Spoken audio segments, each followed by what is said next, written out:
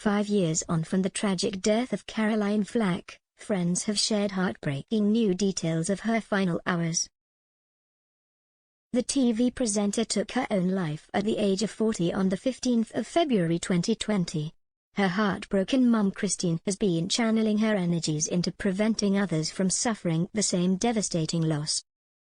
In a new documentary, she is set to question the events of her daughter's last 24 hours and the fateful night and if her death could have been prevented.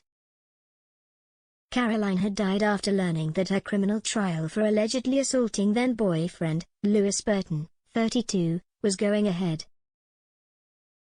She had initially been told she would only be given a caution. Following a late-night explosive row between the couple in December 2019, the star was arrested and charged with assaulting the model before a downward mental spiral. On the day before Caroline's tragic death 5 years ago, she is said to have desperately tried to find out where Lewis was. She had been barred from having contact with him following the incident.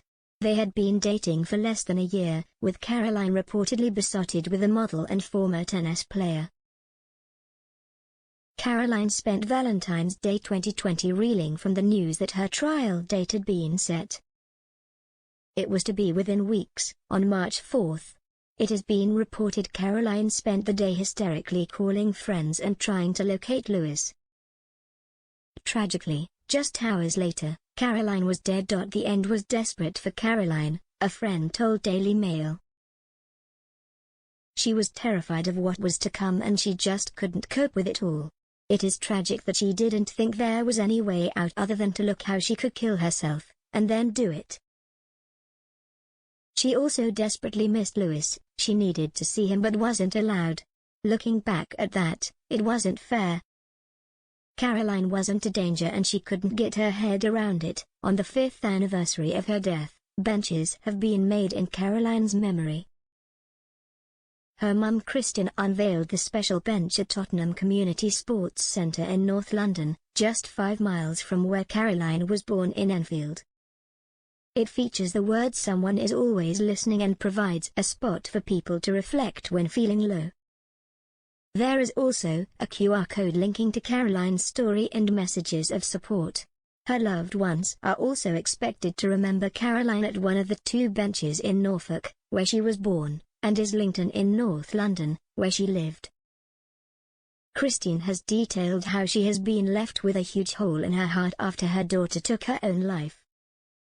Caroline's mum said, "At the end, Carrie didn't think there was anything to live for. She felt the world had turned against her. I hope people who read her story will see her life was wasted and may think twice about ending theirs. That's how I want Carrie to be remembered, for inspiring people to live." Christine told how the last 5 years without her daughter, who loved fun times, left an irreplaceable void in her life. She added, "We miss her terribly. When Carrie entered the room everything changed. She brought her smile and her laughter. I want her to be remembered with joy because she was funny and loved fun times. She was a really kind person and her nieces and nephews adored her. I find it hard to see things about her on the TV and old videos, but we talk about her the whole time and she's still a big part of us. We always say, 'Oh, Carrie would like that,' or laugh about something she would find funny.